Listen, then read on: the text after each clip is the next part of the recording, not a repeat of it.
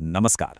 आज हम इतिहास के पन्नों को नहीं बल्कि एक 4500 साल पुरानी केस फाइल को खोलने जा रहे हैं।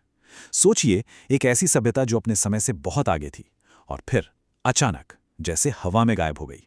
तो चलिए एक जासूस की तरह इस मामले की तह तक चलते हैं। यही वो सवाल है, वो पहेली है जिसने आज तक इतिहासकारों और आर्कियोलॉजिस्ट की नींद उड़ा रखी है।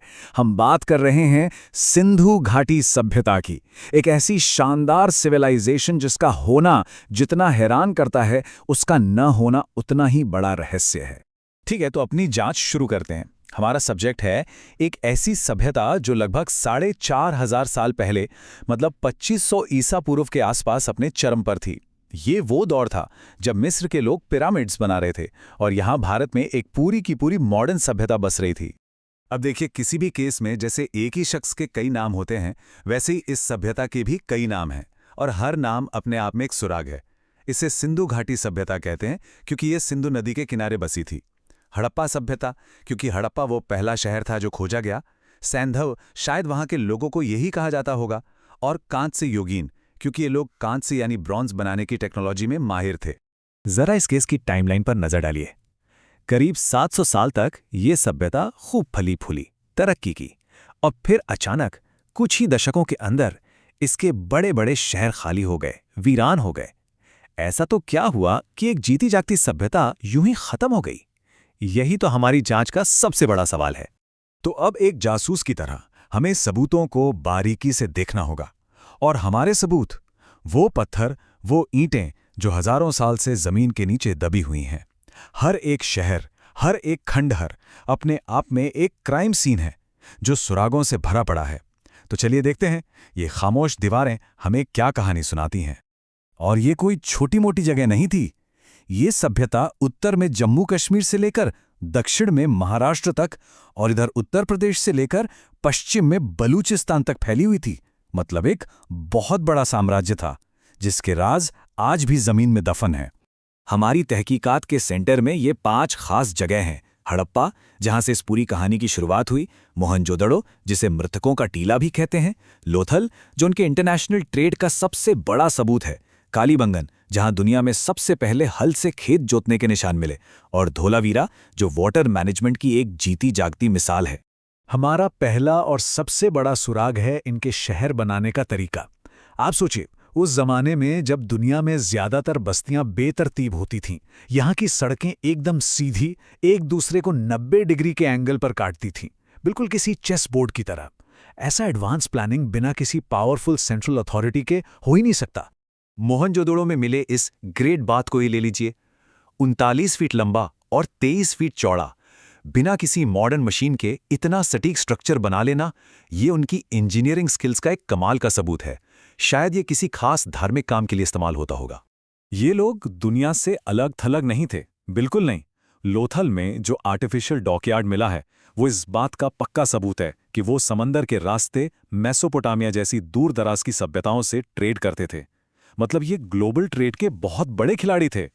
तो हमने शहर देख लिए, बंदरगाह देख लिए, लेकिन इन जगहों पर रहने वाले लोग कैसे थे?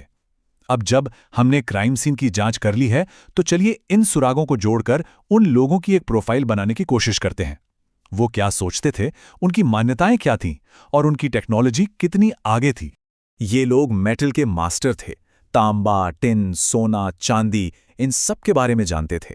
और तांबे में टिन मिलाकर कांसा बनाने की कला में तो ये माहिर थे। पर मजे की बात यह है कि इन्हें लोहे के बारे में कुछ नहीं पता था। आयरन एज तो इसके कई सौ साल बाद शुरू हुई।